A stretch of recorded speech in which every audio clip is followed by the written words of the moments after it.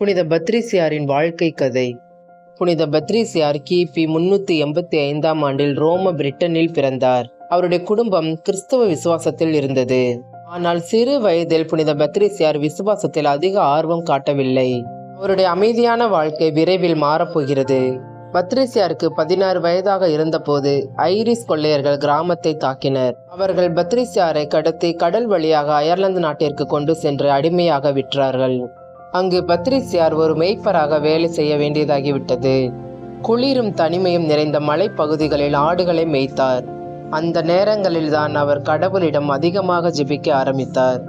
அப்போது அவருடைய விசுவாசம் மிகவும் வலுவானது. 6 ஆண்டுகள் அடிமையாக இருந்த பின் பத்ரிசியாருக்கு ஒரு இரவில் கனவு வந்தது. அந்த கனவில் உனக்காக ஒரு கப்பல் காத்திருக்கிறது என்று கடவுள் கூறினார். அந்த கனவின்படி சுமார் 300 கிலோமீட்டர் தூரம் நடந்து கடற்கரையை அடைந்தார். அங்கே ஒரு கப்பலை கண்டார். அந்த கப்பல் அவரை வீட்டிற்கு திரும்ப போக உதவியது.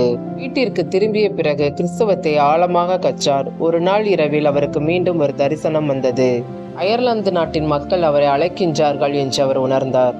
மீண்டும் அயர்லாந்து நாட்டிற்கு மிஷனரியாக திரும்பினார். அங்கு பலர் கிறிஸ்தவத்தை அறியாதவர்களாக இருந்தனர். துணிச்சலுடன் இயேசுவின் நற்செய்தியை அறிவித்தார். ஆயிரக்கணக்கான மக்களை நம்பிக்கைக்கு கொண்டு வந்தார். ஒரு சிறிய ஷாம்ராக் செடியை பயன்படுத்தி கிறிஸ்தவத்தை விளக்கினார். ஒரே செடியில் 3 இலைகள், தந்தை, மகன், பரிசுத்த ஆவி என்று விளக்கினார். ஒரே தேவன், 3 ஆளுமைகள் என்பதை எளிமையாக உலகிற்கு கற்றுக் கொடுத்தார். நற்செய்தியை அறிவித்துக் கொண்டிருந்த போது சிலர் ஓடி வந்து பாம்புகளின் தொல்லைகள் அதிகமாக இருப்பதாக கூறினார்கள்.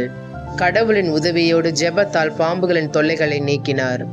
பல ஆண்டுகள் சேவை செய்த பிறகு அயர்லாந்தின் மிகப்பெரிய மிஷனரிகளில் ஒருவராக ஆனார். இன்று அவர் அயர்லாந்து நாட்டின் பாதுகாவலர், புனிதராக நினைவுகூரப்படுகிறார். ஒரு அடிமையாக தொடங்கிய வாழ்க்கை இறுதியில் ஆயிரக்கணக்கான மக்களின் விசுவாசத்தை மாற்றிய ஒரு புனிதராக முடிந்தது.